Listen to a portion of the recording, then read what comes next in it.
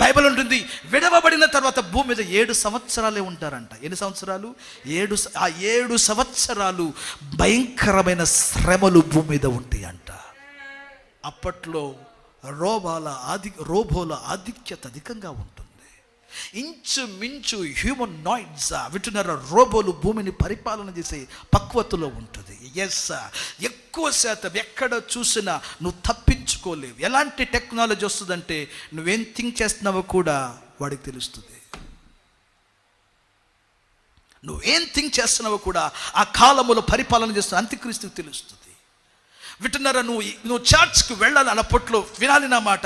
అప్పట్లో ఒకవేళ నువ్వు ఎక్కడికైనా వెళ్ళాలి, నీ ప్రతి ఆలోచన వాడు కంట్రోల్ చేస్తాడు. ఇంకొక గొప్ప విషయం ఏంటంటే, వాడు గనక నీ ఆలోచన గనక తెలుసుకుంటే వాడు నీ ఆలోచనను కూడా ఒక బటన్తో మార్చగలిగిన సిస్టమ్ ఉంటుందండి. ఎందుకంటే అప్పటికే చాలామంది వారి శరీరములో వింటున్నారా, వారి కుడి చేత కానీ వారి యొక్క నుదుళ్ళ మీద కానీ అప్పటికి ఏం చేసి ఉంటారంట, వాళ్ళు ముద్ర వేసుకుని ఉంటారు. మీరు వినే ఉంటారు, చిప్ రాబోతుంది అని చెప్తున్నారు. ఇప్పటికీ చాలా కంపెనీస్ దానిని ఆవిష్కరణ చేశారు. కొంతమంది అయితే దాన్ని వేసుకున్నారు. వింటున్నారా ఇప్పుడు ఏమంటున్నారు, అది ఇక్కడ గనక ఇక్కడ మరియు చేతి మీద వేయడానికే దానికి అధికారం ఉందంట. అది వేయబడినప్పుడు ఎందుకంటే ఇక్కడ ఎక్కువగా మ్యాగ్నెటిక్ ఫీల్డ్స్ ఉన్నాయి కాబట్టి అది ఎప్పుడు రీఛార్జింగ్లో ఉంటుందంట. అప్పుడు దీనిని ఏం చేస్తారంటే నీ న్యూరల్ స్కీమాకి అనగా నీ యొక్క మెదడుకు దాన్ని కనెక్ట్ చేస్తాడు. అంటే వాడు అక్కడ నుండి ఒక బటన్తో ఈ యొక్క చిన్న చిప్ను కంట్రోల్ చేయగలిగితే నీ ఆలోచన విధం కూడా మారిపోతుంది. మాటలు గమనించాలి. నాది భయంకరమైన దుర్గతి కలుగుతుంది, భయంకరమైన శ్రమల కాలం కలుగుతుంది భూమి మీద.